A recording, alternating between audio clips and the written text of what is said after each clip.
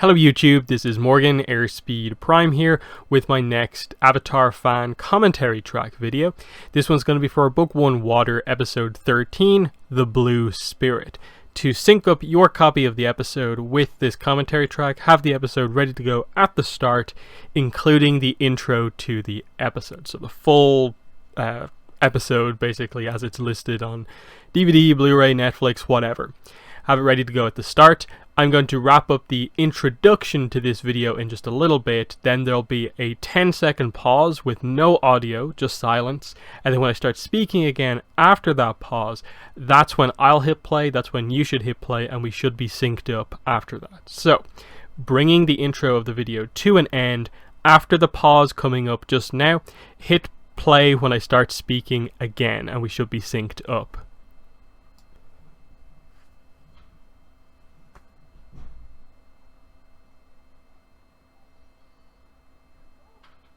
Okay, so here we are with 113, The Blue Spirit. I have this episode ranked number 32 on my list of overall 61 episodes lists of Avatar. So it's towards the middle of the list, but again, I always will point this out that the first 40 episodes I have in the top 2 tiers in terms of ranking on my list, so it's still very high up. This is in the second highest tier I give an episode. It's just that there's a lot of episodes in or around that area. Again, it's one of those episodes where about the only thing you can really say against it is just that there are a lot of other episodes that are more important than this. But this is still a very important Book 1 episode. It's the debut of the Blue Spirit. There's some amazing action, and I suppose for the most part, apart from the sort of duality in the previous episode, highlighting, I suppose, just the backstories for Aang and Zuko, this is the episode that first gives you that hint that Zuko and Aang working together is perhaps where things need to go. But yeah. Yuyan archers are a really cool reveal in this episode. We're here at the Po Huai stronghold here, which is basically the Fire Nation's base in this part of the Earth Kingdom, near the, what's the area? Taku, the ruins of Taku. Again, sort of captured very early on in the war. It was a strategic location. So again, it just highlights that the Fire Nation have military bases and fortresses within the Earth Kingdom. It's one of the few times it really highlights that there's a war going on, that they have captured areas of the Earth Kingdom, and why Ba Sing Se holding out is such a big thing. But yeah, right now, Zhao is outranked, but he's going to get a promotion very shortly. And he's not happy about this, because of course Zhao's, one of his big things is ambition. Look at the second that the promotion comes in. He immediately assumes command. It just immediately changes. And the other guy knows immediately what's happening.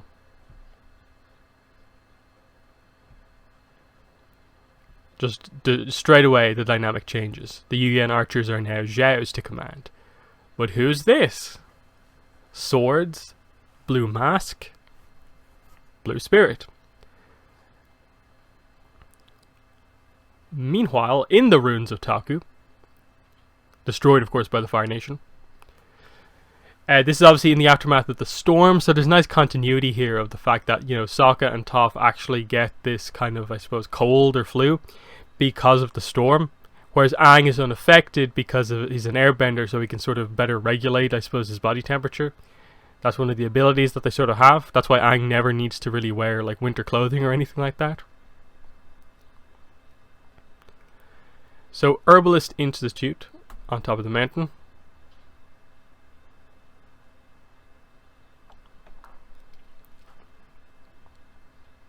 And this is going to get Aang into trouble with the Yuyan archers.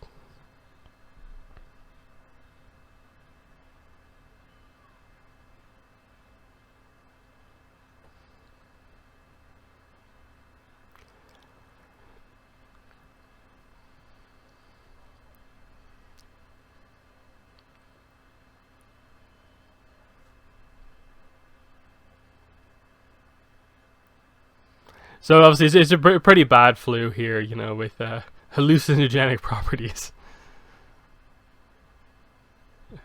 Yeah, don't use the glider here.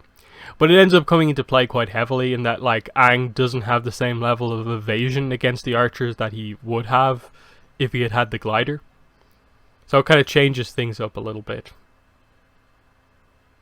But yeah, look how quick Aang can run when he really goes for it, airbending assisted.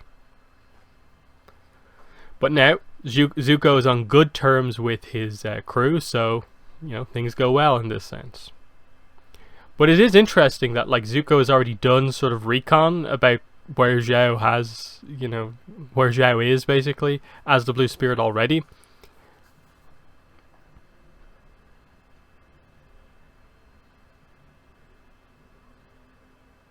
And then Iroh playing Pai Sho with the crew, and obviously winning, of course.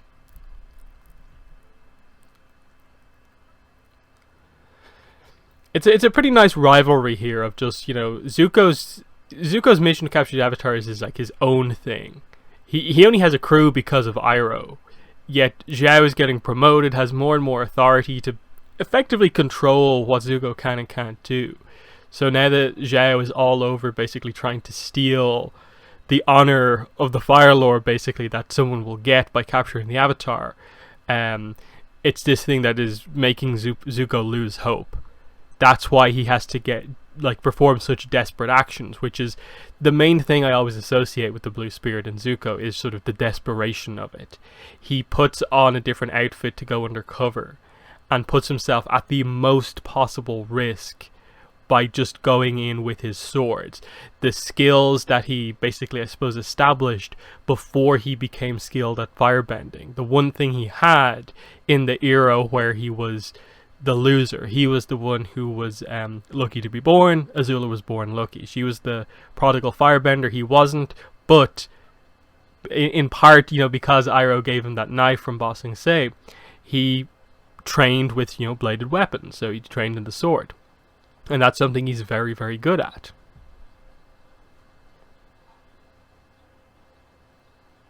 But it's also a sign that when he brings out the Blue Spirit, he's doing some of the riskiest stuff that he is ever doing.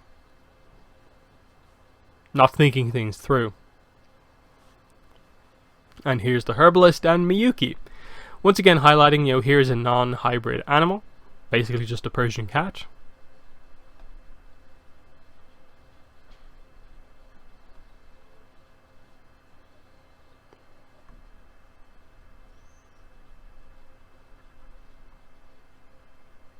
There's some minor references in the Rise of Kyoshi to Taku and the idea that there was a Earth Sage from here and so on. It's not focused on too much, but it's a nice reference to a place that we've actually seen from the show.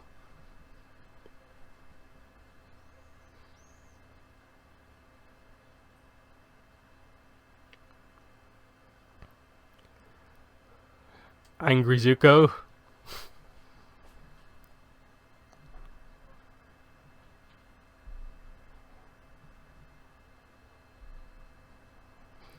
Hope. And look at the face that Zuko just pulled there. The lack of hope. He feels his destiny has kind of been taken out of his hands, but we know that's not the destiny he wants. But how far is he going to go to try and keep it, to go against Zhao? And we'll see that later. Nearly gets himself killed, if not for Zuko. And this is where you come back to Lake Laogai, which is the the end of the Blue Spirit, as a thing Zuko does. Iroh mentions to him at that point that, what about up at the North Pole? You would have frozen to death if not for the Avatar. Iroh doesn't even know, I suppose, effectively about the events of this episode. That again, Zuko would have been captured or killed if not for Aang bringing him to safety, based on what happens at the end of this episode. And yeah, just soak on some frogs and you'll get over the fever.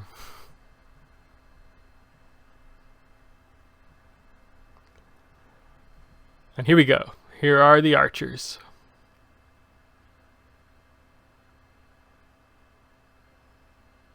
And obviously it's super impressive that, Aang is able to sort of evade as many as he can. Like, it's a whole squad of archers against just him.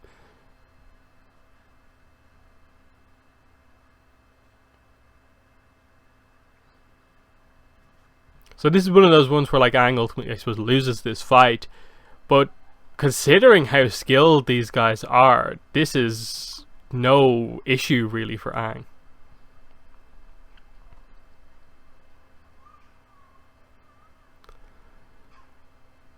Like, they probably over-exaggerate the full scale of the Yuyan archers in that, like, really, they just, dive down a mountain, like, one of the more unrealistic things we've ever seen of just, falling down a mountain, arrow into a tree, and you swing on it enough to bend the whole tree, like, over, but not have the arrow come out. So I think they give the archers here a little bit too much agility. I think Avatar is usually relatively realistic with its sort of physics, I suppose. Aang, I think, realistically would be able to escape in most situations from the Yuyan archers. That was a little bit like over the top the way they had them like still, come after him.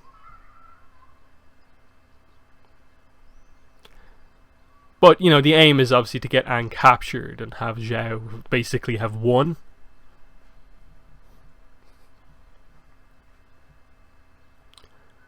And so he's trapped in the middle of a Fire Nation fortress. Sokka and Katara are out of action. How's he going to get out?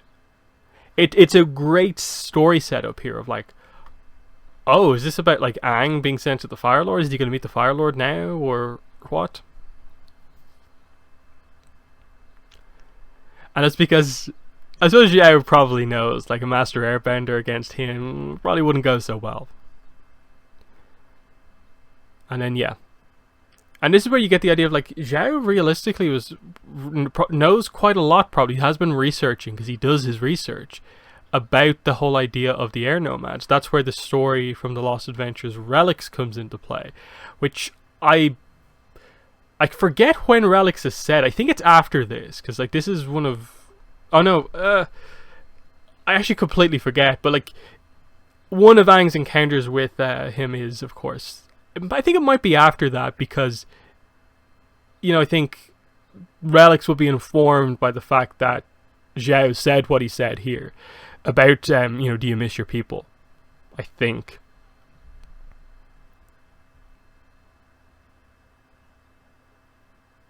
But still, that's a really good comic of just, showing that he did his research into, I suppose, air nomad artifacts at some point and used them to try and trap Aang. And would probably know that, like, how powerful Aang is, having the tattoos and stuff like that. But here's the Blue Spirit. And I think it's like they do a good job at this, and that like it's never been revealed up until now that Zuko can use swords or anything like that. So, outside of the fact that you had that focus on like, Zuko, how's he gonna find him and stuff like that, what's going on? There's no obvious suggestion to make the obvious link to the fact that it's Zuko beyond like it kind of like plot-wise would make sense, Zuko breaking Aang out, but what's the significance of all of that stuff? Which ultimately is why like stuff like the search is so important to, I think, the idea of the Blue Spirit and the significance of the mask, because otherwise you don't properly know what the mask really is about and what it means. You know that this is the thing that Zuko does when he gets desperate, but why is it always the same mask? Why is it significant that he uses the swords and doesn't really use his firebending when he goes Blue Spirit mode? And then obviously we learn that it's because when they were younger, their mother was obviously always into acting. Love Amongst the Dragons was the big play, and Zuko was always forced by Azula to play the character who wears the Blue Spirit mask, who always is the sort of loser in the end, the kind of person who's always defeated at the end in the big fight. So it fits his sort of loser persona that sort of Azula views him as. So he chooses that to symbolize, him at his most desperate, is being the loser, not using his firebending, using the skills that he had to develop to counter the fact that he was a loser, and that is his sword skills. But yeah, read the search if you want more on that. It's explained pretty well.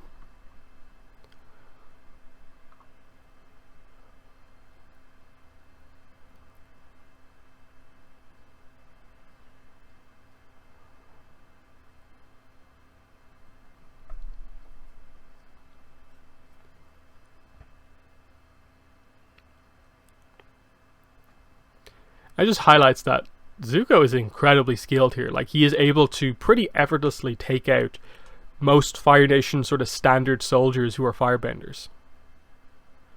That because he's sort of, in a way, like still in training, like Zuko's not a master firebender, like pretty much over the course of the series until maybe right towards the end, you almost underestimate how skilled he is. But compared to your average firebender, he is much, much better. It just highlights the strength of the overall cast. That, like, Katara, who only gets a few months of training up at the north, immediately, because she's a prodigy, moves to be one of the best benders in the world, just highlighting that, skill, talent level. And then Aang is obviously right up there because he's the youngest ever master airbender at 12. Similarly, Toph being sort of a prodigy with her unique style, in combination with her, seismic sense. That's what makes it so unique. That typically you'd expect, like, most talented benders to be in around the ages of, like, the characters from, say, Korra, or even older, like 25. But surprisingly, we actually don't see that many benders really at all in or around those, like, ages you'd almost expect for characters to be at their best. And most of the time, it's sort of the grunt characters who are those ages and they don't stand out all that much.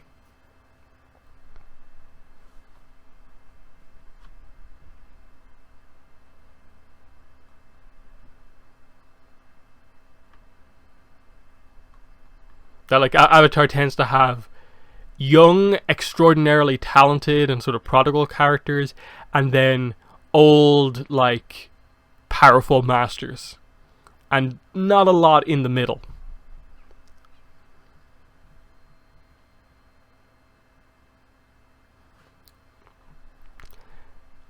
And again, he's sort of planning his victory ceremony of, like, this will get him another promotion. This will pretty much make him Ozai's right-hand man.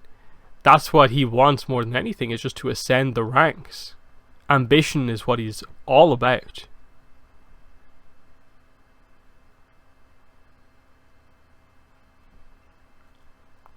But here we go, the big action scene. And there's some really nice uses of bending here, just there to block the fall.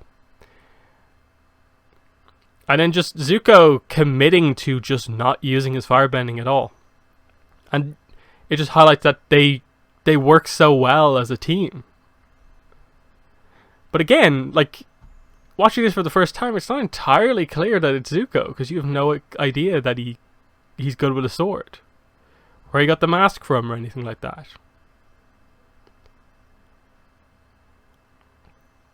Temporary staff.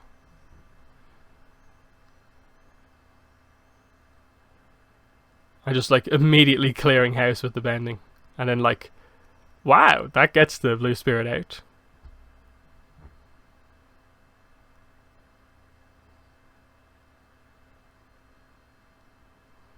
Just some very unique moves of, like, oh, Aang can fly like that as well. Helicopter style.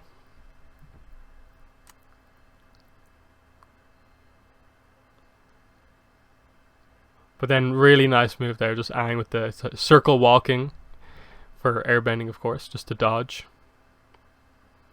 Blasting people away.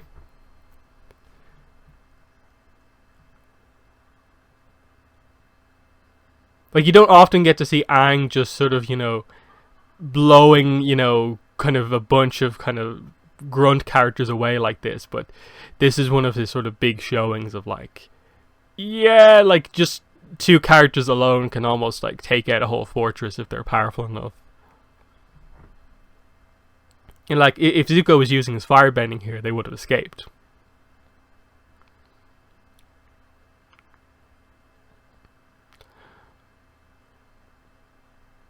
But that's part of the character of the Blue Spirit.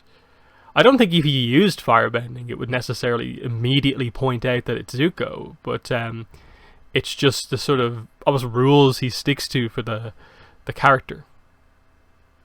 But cleverly, we have to keep him alive, so I'll use that to get out.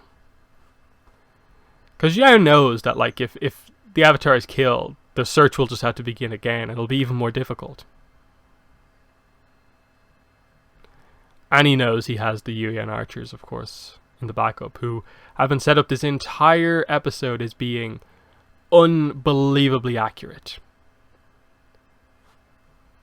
So of course they're going to hit him in the mask, and we'll get the reveal of who it is. So it's so well set up over the course of the episode. Now they have to use knockout there, which kind of ruins the mood a bit, in that it would be kill, but they can't have that happen.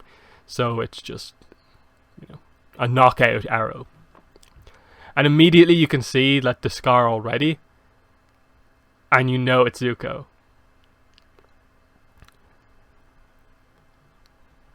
Aang should just escape, but he specifically wants to check, and then he does specifically take Zuko with him.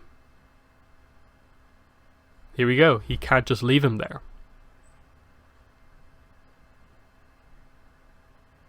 Which is very significant.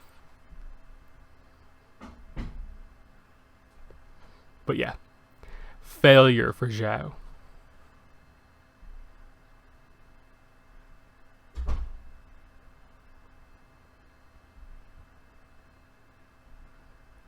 And here we go. Zuko wakes up, and Aang is lost in thought about what to make of this.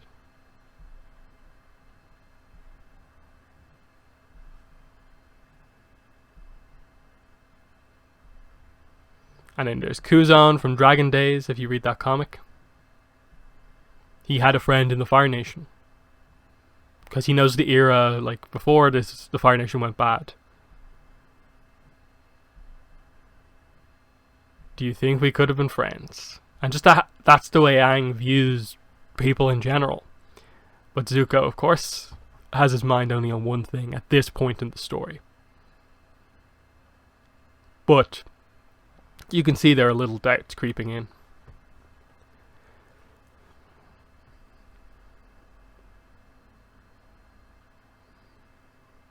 There's the statue from like the waterbending scroll. And the Sungi horn. And yeah, this highlights that Iroh's unaware of this near-death experience for Zuko. But he plays the Blue Spirit kind of music. And then ending on this kind of note of just like an offhand comment from Sokka. Did you make any new friends? I don't think I did. But then, very significant here. I love the symbolism of this shot. Looks over at the Fire Nation symbol and turns away to go to sleep. That's so telling in terms of Zuko actually having doubts. Of he should be able to sort of fairly pursue the Avatar to get his honor back, but nothing's being done about Zhao just basically trying to steal that from him. And is this the Fire Nation that he's dealing with? The leaders are going to restore his honor despite what he has to deal with to even in any way make it happen. So yeah, and this builds and builds and builds to the desperate kind of moves up at the north, all the way into the stuff in Lake Laogai to eventually him making better decisions and coming around in book 3. So it's a real signifier for Zuko's arc and where it's going. The previous episode we learned I suppose the full backstory. Here immediately this kind of more questionable thing of Aang and Zuko working together and what a team they were, and Aang is we could have been friends too, and Zuko has some doubt. So it all comes together really nicely. Like I said, it's one of those ones where there are a few slow parts throughout it where it's just kind of okay, the scene is happening. I think it's mainly the cutbacks to, Katara and Sokka.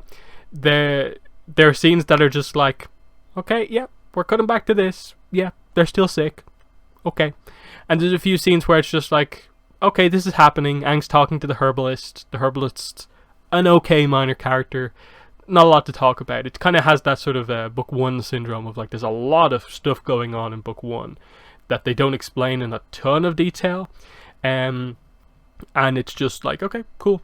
And I think it's just stuff like that it doesn't have it doesn't have a strong enough side plot, I suppose, to overall bring the episode over the edge to being like one of the much better episodes. But it's still one of the more memorable book one episodes for sure. So that's been the commentary. In the comments, let me know what your thoughts were on this episode. But that's been the video. Thanks for watching, and bye.